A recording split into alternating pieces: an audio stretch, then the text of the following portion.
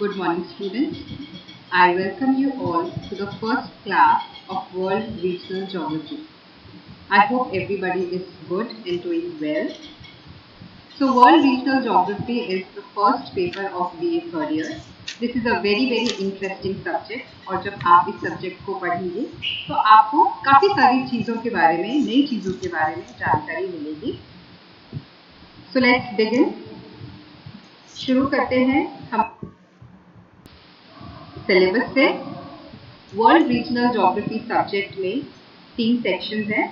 Section A Asia and Europe, section B North America and South America, section C Australia and. आपके subject का detail syllabus जो है वो next slide में display है. जो आपका सिलेबस का डॉक्यूमेंट है ये राजस्थान यूनिवर्सिटी की ऑफिशियल वेबसाइट से लिया गया है. तो आप इस सिलेबस को नोट डाउन कर सकते हैं या वेबसाइट से डाउनलोड भी कर सकते हैं. तो देखते हैं आप syllabus. Yes, world regional geography paper 1 section A. Section A जैसा कि हमने बताया इसमें एशिया और यूरोप का रीजनल स्टडी है. एशिया में we have to learn about the terrain pattern, drainage, climate, natural vegetation, soils, population and economic base of the continent in general. Other than that, regional study of Southeast and Southwest Asia. So basically, we will be studying about each and every aspect of Asia and a very depth study of Southeast and Southwest Asia as per our syllabus.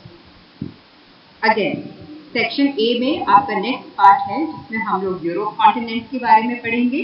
Europe के लिए भी हमको उसका terrain pattern, drainage, climate, natural vegetation, soils, population, economic base of the continent in general, ये सब पढ़ना है. और इसी के साथ में रीजनल स्टडी करनी है ब्रिटिश आइल्स की, फ्रांस की एंड जर्मनी की. So this is all about your section A. Now section B consists of both the American continents, North America and South America. North America and South America के लिए भी हमको सबसे पहले सारे फिजिकल एस्पेक्ट्स पढ़ने हैं जैसे कि terrain pattern, drainage, climate, natural vegetation, वहाँ की सॉइल या मृदाएं, पॉपुलेशन और अगेन इकोनॉमिक बेस या सभी प्रकार की उसकी आर्थिक व्यवस्था हमको पढ़नी है. स्पेशल रीजनल स्टडी में we have New England region of North America and Brazil of South America. So this is all about section B. Now the last section is section C, which deals with the study of Australia and New Zealand. And again इन दोनों का हम लोगों को terrain pattern, drainage, climate, natural vegetation, soil, population and economic base, इन सभी के बारे में जानकारी लेनी है. और एक बहुत ही जनरल स्टडी करनी है ऑस्ट्रेलिया की और न्यूजीलैंड की. सो ऑल इन ऑल आपका सब्जेक्ट सारे मेजर कॉन्टिनेंट्स को कवर करता है starting from Asia, Europe, North America, South America, Australia and New Zealand. जो आपके कोर्स में नहीं है वो है Africa continent. Otherwise almost whole of the globe is being covered in your syllabus. बहुत ही अच्छा सिलेबस है. जब हम इसके बारे में इन डेप्थ स्टडी करेंगे, एक कॉन्टिनेंट की स्टडी करेंगे तो आप लोगों को बहुत ज़्यादा नॉलेज मिलेगी. And again this subject is scoring. मैं आप लोगों को सजेस्ट करूंगी कि जब हम ये पढ़ना शुरू करें तो आप लोग जितना हो सकता है उतने मैप्स बनाएं, जितना हो सकता है उतने डायग्राम्स बनाएं. आगे की स्लाइड्स में यह हम डिस्कस करेंगे कि इस सब्जेक्ट को पढ़ने के लिए हमको क्या क्या मेथोडोलॉजी यूज करनी चाहिए. सो बिगिन विद, सबसे पहले हम एक बहुत जनरल एक स्लाइड देख लेते हैं जो एक रिवीजन स्लाइड है. I am very well aware कि आप लोगों को इस स्लाइड में जो भी दिया गया है उसके बारे में ऑलरेडी सब मालूम है, पर फिर भी एक जनरल रिवीजन के लिए मैंने ये स्लाइड ऐड करी है. This is a slide which is showing the map of the world and it has 7 continents and 5 oceans. इसमें 7 महाद्वीप हैं और 5 महासागरों के बारे में लिखा हुआ है, जैसे कि Asia, Europe, Africa, Australia, north America and South America, और लास्ट में अंटार्कटिका। ये हमारे महाद्वीप हैं। महासागर हैं Arctic ocean, Pacific ocean, Atlantic ocean, Indian ocean and the southern ocean. तो ये हमने एक रिवीजन कर लिया। अब हमें मालूम है कि हमें किन किन कॉन्टिनेंट्स की स्टडी करनी है। आपके कोर्स में सेक्शन ए में हमारे पास एशिया है, यूरोप है, सेक्शन बी में North America, South America, section C में ऑस्ट्रेलिया, और ऑस्ट्रेलिया के मैप के नीचे आप देखेंगे एक छोटा सा कंट्री और बना हुआ है विच इज न्यूजीलैंड, जो हमारे सेक्शन सी में है। रीजनल ज्योग्राफी का सिलेबस शुरू करने से पहले हमें ये देखना है कि वर्ल्ड रीजनल ज्योग्राफी का क्या मतलब है, या फिर विश्व का प्रादेशिक भूगोल से क्या अभिप्राय है। ये देखिए, ये जो वर्ल्ड रीजनल ज्योग्राफी टर्म है या शब्दावली है, ये 3 वर्ड से मिलकर बनी है। वर्ल्ड, जो कि हम जानते हैं विश्व, ज्योग्राफी भूगोल, इसे भी हम जानते हैं। So what is this regional, या ये क्षेत्रीय क्या है। तो नीचे आप जैसे देख रहे हैं, world regional geography is a branch of geography. ये ज्योग्राफी की ही एक शाखा है that studies the world region, जो कि विश्व के अलग अलग क्षेत्रों या अलग अलग रीजन्स का अध्ययन करती है।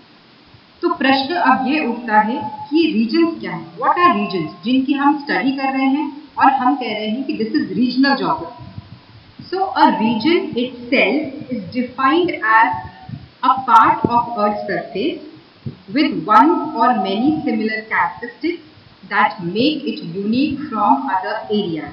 इसका मतलब क्या हुआ, अर्थ के ऊपर बहुत सारे रीजन्स हैं। हर एक रीजन की अपनी अलग विशेषताएं हैं, उसमें अलग समानताएं हैं, या उसके अलग अलग कैरेक्टरिस्टिक्स हैं। एक रीजन को अलग से अध्ययन करना, उसके बारे में जानना, पढ़ना, इसको हम लोग कहते हैं रीजनल ज्योग्राफी, राइट। तो हमारा जो सब्जेक्ट है which is world regional geography, इसका मतलब है कि वर्ल्ड के अलग अलग रीजन्स को हम पढ़ रहे हैं, डेप्थ में इनकी स्टडी कर रहे हैं। नाउ ये जो रीजनल ज्योग्राफी है, जिसमें हम कह रहे हैं कि अलग अलग कैरेक्टरिस्टिक्स के बारे में अध्ययन किया जाता है, वो कैरेक्टरिस्टिक्स कौन कौन से हैं ये हम देख लेते हैं।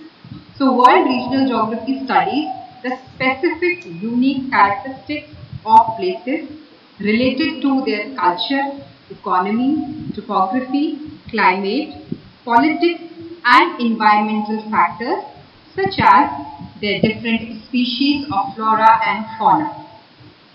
All in all अगर बात कहें तो रीजनल ज्योग्राफी में हम एक क्षेत्र के या एक रीजन के सभी के सभी एस्पेक्ट्स की स्टडी करते हैं।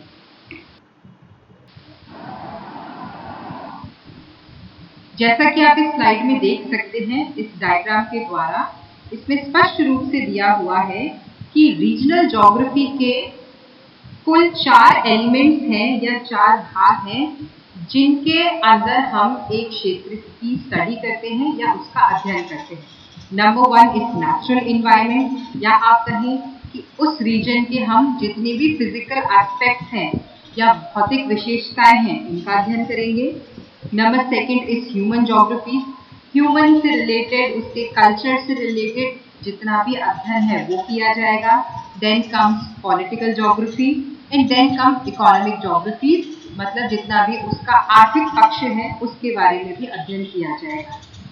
देयरफॉर हम लोग वर्ल्ड रीजनल ज्योग्राफी में आपके सिलेबस के अकॉर्डिंग, फॉर एग्जाम्पल अगर हम एशिया का रीजनल ज्योग्राफी स्टडी कर रहे हैं तो उसमें हम सबसे पहले उसके फिजिकल एस्पेक्ट देखेंगे, जैसे उसकी टोपोग्राफी कैसी है, उसका ड्रेनेज अपवाह तंत्र कैसा है, मृदाएं कैसी हैं, फिर उसके बाद उसके physical aspect, then political and then economical aspects की स्टडी करेंगे।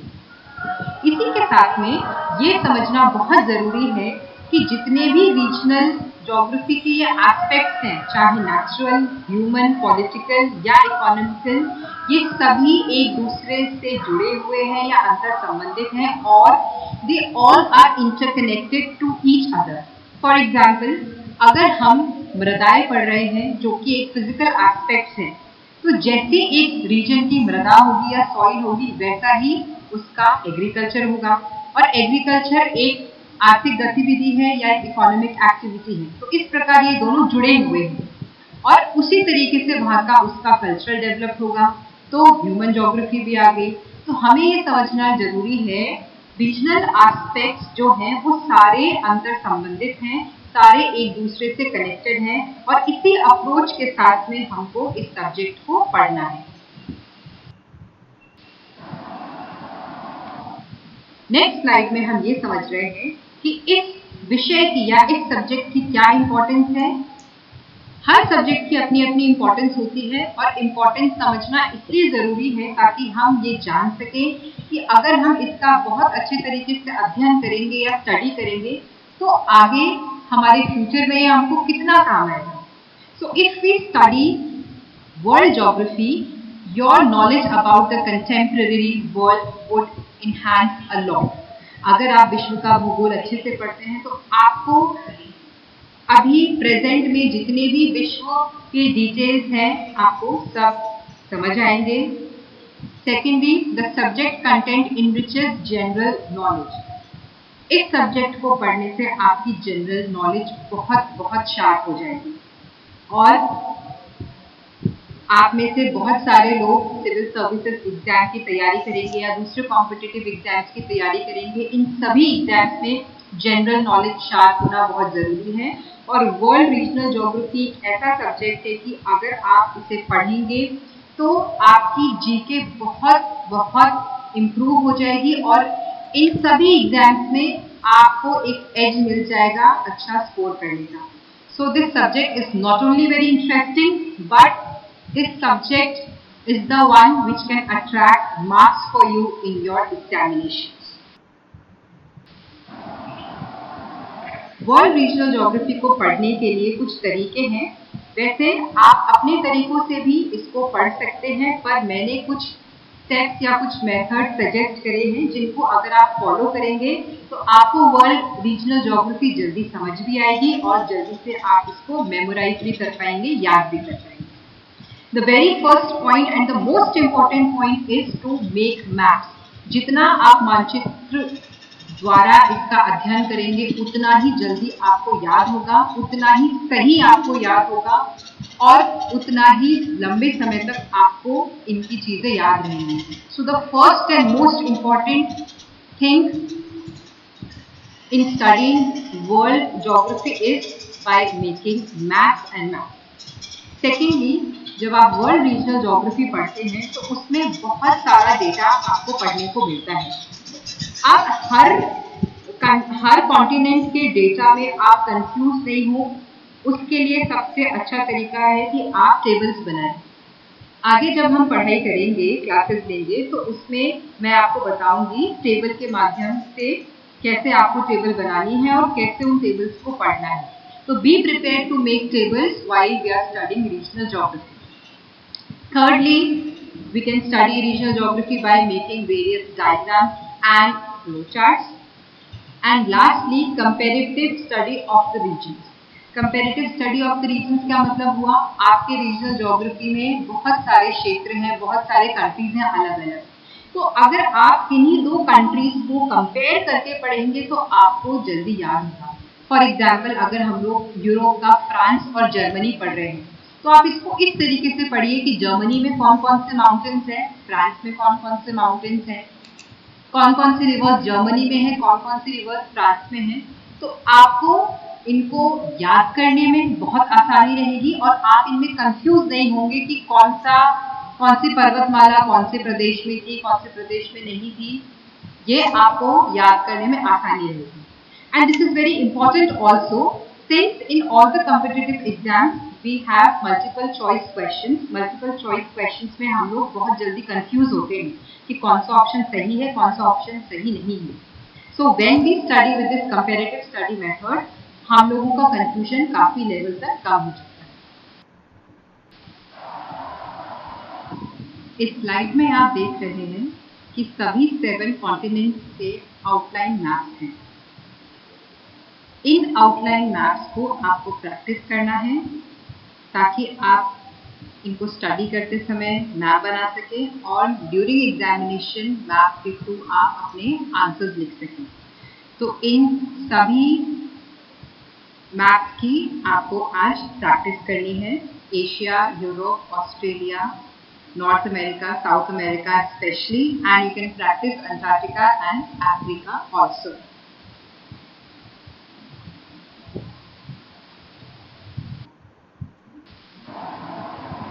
So this is all about the introduction of World Regional Geography. Thank you and best wishes to all.